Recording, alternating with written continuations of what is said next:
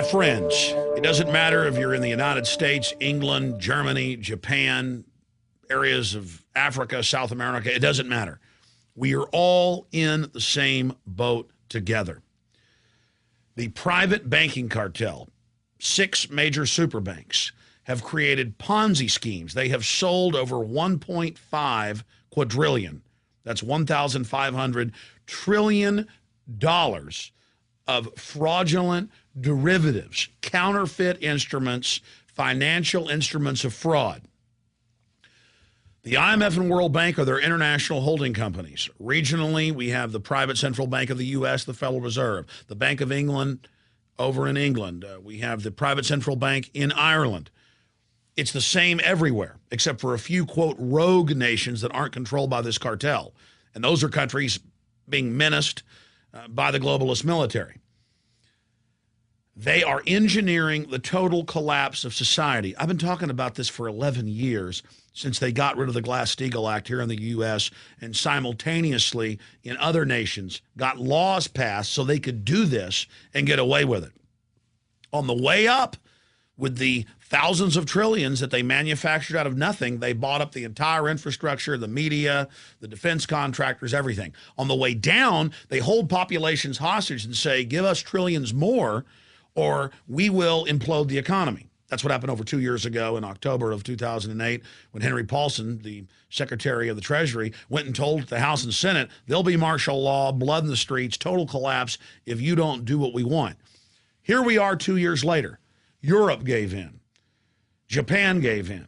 The United States gave in. And now you see Ireland, you see Greece, you see Portugal, Spain, Germany on the edge of collapse. And what do the central bankers say? Give us trillions more, raise your taxes in your countries, cut benefits, and pay almost everything that you raise in taxes to us. But it's mathematically impossible. Listen to me. I've interviewed literally hundreds of top economists on this. This is a fact. It is mathematically impossible to ever pay back the 1.5 quadrillion. That's a conservative number. They know that. And so look at Ireland. Just a few months ago, they entered the EU.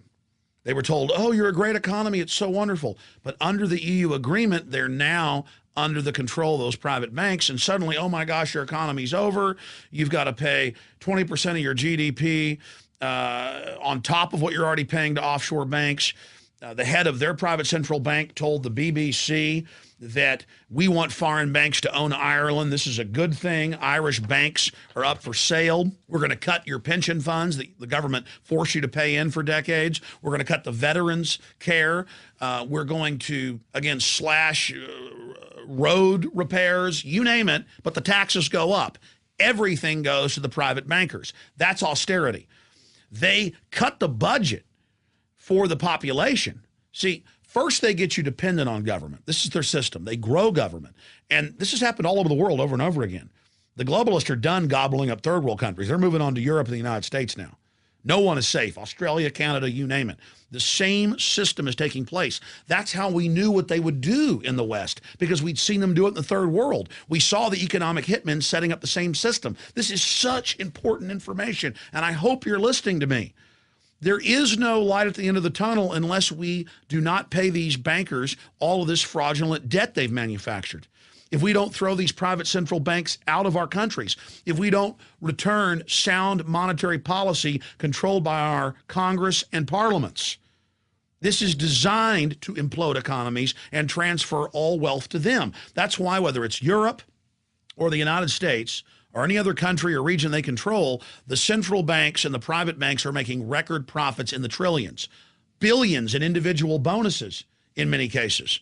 They know what they're doing. This is a consolidation of power and control. They're slashing police locally. They're slashing basic services, but the taxes go up because everything is going to them. Now remember, the United States is about a year behind Europe. And in Europe, in the last year, they have been slashing police, cutting roads, raising literally, in some countries, hundreds of new taxes per nation. They have been squeezing the population. They have been turning paramilitary tax collectors loose on people. They've been getting rid of all the tax exemptions. They are squeezing and squeezing and squeezing like the Sheriff of Nottingham from the fables of England hundreds and hundreds of years ago with Robin Hood and his merry men. This is actually happening to us. And so the media is spinning this in Europe and here in the U.S. saying, oh, look at good conservative politicians. They are slashing infrastructure spending. They're slashing pensions. They're slashing veterans benefits. Aren't they great? They'll get us out of this problem. That's a tiny piece. The whole U.S. debt is $14 trillion. There's 1.5 quadrillion worldwide, and even the Washington Post estimates the U.S.'s share of that is $600 trillion. It's impossible. They could devalue the money like this was Zimbabwe or Weimar Republic, Germany in the 1920s and 30s, and it's impossible. Do you understand? All the solutions they give you are only to consolidate power. It's economic warfare. So Europe, on average, is about a year ahead of us. And you watch, as we told you in my film Obama Deception a year and a half ago, it would start in Greece, and then Ireland, and then Portugal, and in Spain. That's what the economists we interviewed said would happen. It would then move to England and Germany and France. Now it is. It would then travel to the United States. This is all engineered. I cannot stress that enough to you. And that they would cut veterans benefits, that they'd signed on and were guaranteed basic health care, that they would federalize your private pensions and tax them and reduce them in the name of saving them because the pensions are invested in the derivatives fraud. That's the trap. They hold you hostage. They get you to invest in their derivatives, your county, your city, your police pension, your federal pension, and then that money's not there. Oh, if you want to get that pension, you've got to bail out the banks. But it's not a bailout. They set this up. And so now it's here. Just this week, White House official, Obama to freeze pay of federal workers. Notice all the news in the last week about how, oh, he doubled the amount of federal workers getting $150,000. Oh, about how great they're having it. That's to sell them as the main scapegoat. I'm not against cutting their pay. I'm not against freezing their pay. But you do it after you've arrested the central bank heads. You do it after you've written off the 1.5 quadrillion that's impossible to pay off.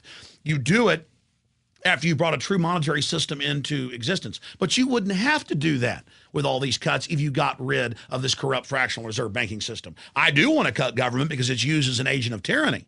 It was put in place and grown to suppress us during this implosion phase, during this shearing phase, the shearing of the sheep. So now they've announced that they're going to freeze the pay of federal workers for 2 years and then probably cut it. Bloomberg, of course, has reported that over a year ago that pension funds are being ordered, private pension funds, to, quote, invest in failed megabanks. There's no law, but federal regulators come like the mafia and say you better do it. It's come out in the last few months, also in AP and Bloomberg, that 11 years ago, a secret deal was signed by Prudential and other major insurance companies with the VA to allow them to steal all of the death benefits that troops pay out of their check for if they die in battle or after they die, so their widow or widower gets the money. That was all just stolen. This is the greatest swindle and the most brazen I've ever seen studying history.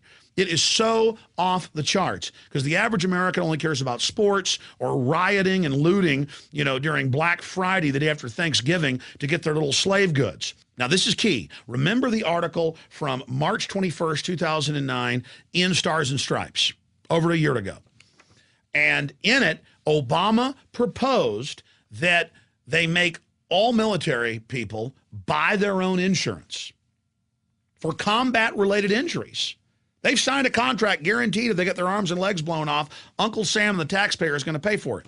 Veterans of Foreign Wars, Veterans Organization, went wild, got angry, said no to this plan, and Obama backed off for a year. Now they're back, and in the New York Times, pitching it to you like it's a great thing. And they're announcing, hey, there's 2 million people that are on government-paid-for insurance because they're veterans. The government wants to take that away, take the health care completely away from the veterans. It continues. Here's the Wall Street Journal. Union drops health coverage for workers. It's a union in New York, and they're dropping coverage for the children of the workers. This is austerity. You pay into these pensions. You pay into these unions. You go and join the military. You do everything, And they're even cutting it from those groups. If they'll go after the veterans, they'll go after anybody. Under austerity that's been done in hundreds of countries over and over again, in just the last 20 years, we know what the private central banks are going to do. And once the country fully is bankrupt, whether you're Ireland or the U.S., it doesn't matter. It's the same formula. They are going to shut everything down. And once the economy fully disintegrates, they're going to triple water, triple power prices. They're going to force the government to hand all these infrastructures over to them. They are going to completely sell out the nation even further. You think the communist Chinese run the Panama Canal and most of our former military ports on our east and west coast? You think that's bad? You think the Arabs owning so much of our infrastructure is bad? You think foreign banks, coming in here with a fire sale, buying up our companies is bad and our highways? You ain't seen nothing yet. Austerity is total enslavement, economic bondage for you and your family, and it's all a fraud. The mega banks engineer it. They get tens of trillions of dollars of tax money. They implode the economy and demand even more because we're held hostage by them. And it's not even a solution. It's only going to get worse. It is a distraction to cut the veterans' health care. It is a distraction to steal people's pension funds. It is pure robbery. We must kick this system out. We must bring these bankers to justice and write off this fraudulent debt. We do not owe it. But the banks in the last 100 years in the West have openly fostered this system of getting us into debt so they could profit on the fiat loans they make up out of nothing. But we're now entering the end game where they're fully imploding us by design. It's the bankers or us. We don't have a choice. You've got to tell everyone you know about this. You've got to inform them so they understand. I mentioned these earlier, but again, here it is. BBC News, Irish Republic banks for sale. And they've got the head of their private central bank that runs the country, this fourth branch of government, Patrick Honohan, openly saying that the International Monetary Fund will now save Ireland. And how will they do that? By slashing pensions, by cutting police, by cheating veterans in their health care. It's the same laundry list. It always is. And he goes on to say, I've been an advocate for many years of the value for small countries to have foreign owners for their banks. Did you just hear me? This is treason. And it's the same thing here. This is a global government, a private corporate global government, taking over every major society with the same formula.